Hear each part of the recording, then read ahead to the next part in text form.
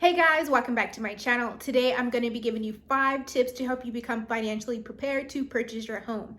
Now the great thing is this information is timeless, so whether you're getting ready to purchase the last quarter of 2021, when this is coming out, 2022 or 2023, it still applies. So make sure you get your pen and paper, get ready to take some notes, and let's get started.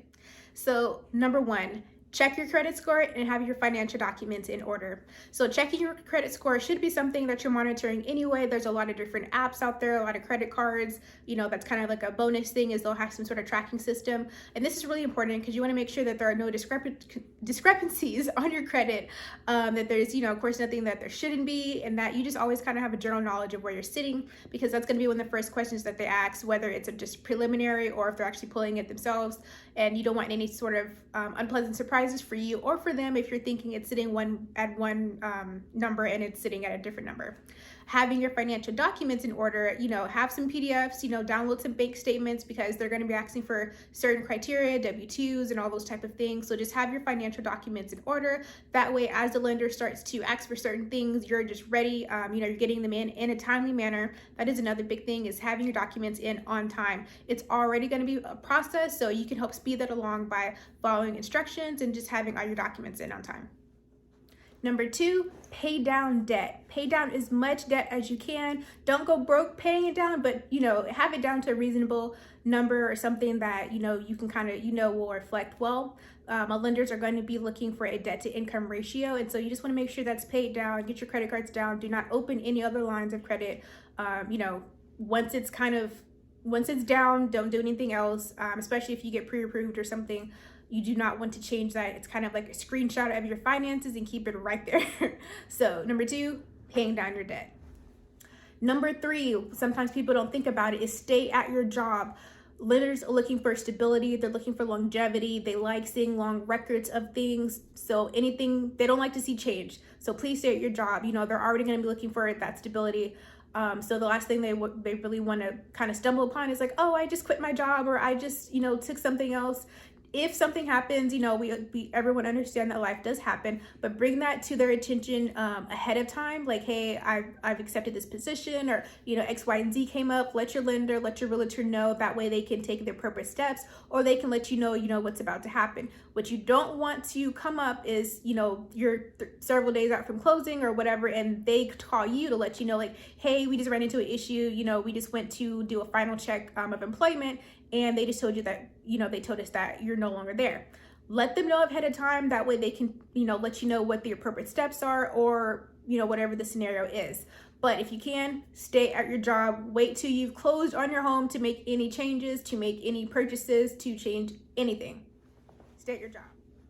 Now, number 4 is actually speaking with the lender. Now, I've mentioned a lender kind of a couple times, because through any of those processes, you can have spoken to a lender already, or maybe you haven't. You're just kind of working on getting your debt down, making sure that you have that stable income from the longevity of your job, or you're kind of monitoring your credit score. But at some point, you're going to need to speak to a lender.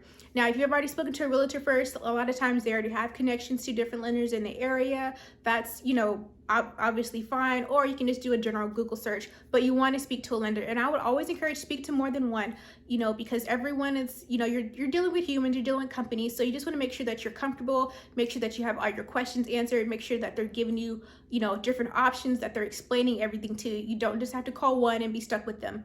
And you can even, let them give you 2 or 3 different quotes. Make sure you're getting the best thing that works for you. So speak with the lender and make sure you're understanding everything. Do your own research. I always encourage that. They are going to be their professional, but sometimes you can do your own research. That way you have all your questions answered. And you don't get to closing table like, hey, I wonder if I could have qualified for conventional. Ask them up front. What are my options? What's going to be best for me? Or what is this? What is that? So speak with the lender, get all that. And of course, that goes back to having your paperwork and getting pre-approved, because that's where you're speaking with them for. You want your pre-approval letter before you start searching for houses. And a lot of realtors are going to want you to be pre-approved because they want to know the amount that they're really working with.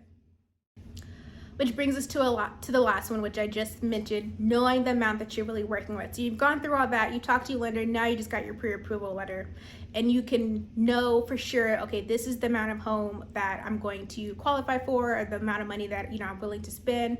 Now sometimes it can be a little different than maybe what you've calculated in your head. You've been this amount of rent for 5-6 years, but maybe you can actually afford a slightly higher mortgage. It doesn't mean you have to max out that payment. It doesn't mean you have to max out that budget, but at least you kind of have a number. And a lot of times you want to make sure that you're looking at your mortgage, your monthly payment.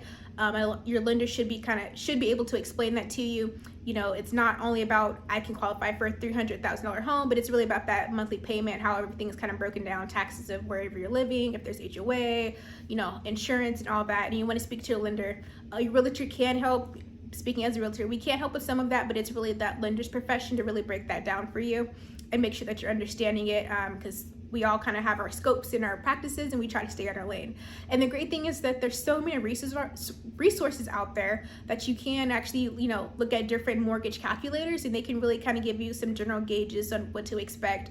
Always speak to the professional at the end of the day, because they're going to be able to give you more concrete numbers. But knowing what you can actually afford will give you that confidence to go out and buy something. And once again, never feel pressured to max out. Like, I got qualified for $500,000. If you don't want to spend that amount, don't feel pressured to do so. You may only be comfortable at $420, whatever that mortgage payment is or something. But at least then you have concrete numbers. And then also, being a realtor, we like to know what those numbers are, because sometimes people come to us on both kind of spectrums. I want to spend $300,000, but maybe they really only qualify for $250, you know, or I want to spend $250, but they've actually qualified for $300, so now they've actually got some more wiggle room than they anticipated. So knowing those numbers is really beneficial to all sides. So that was the 5 tips on how to get yourself financially prepared to purchase a home, all the way from beginning to just things that you can do by yourself, you know, monitoring your credit score, getting that debt down, to actually speaking to a professional and, you know, getting that pre-approval letter and starting the home purchasing process. So if you guys have any questions, make sure you comment down below, follow me on social media, like, comment, and subscribe. If you know anyone that is going to purchase in the Texas area, please holler at your girl, and I'll see you guys next time.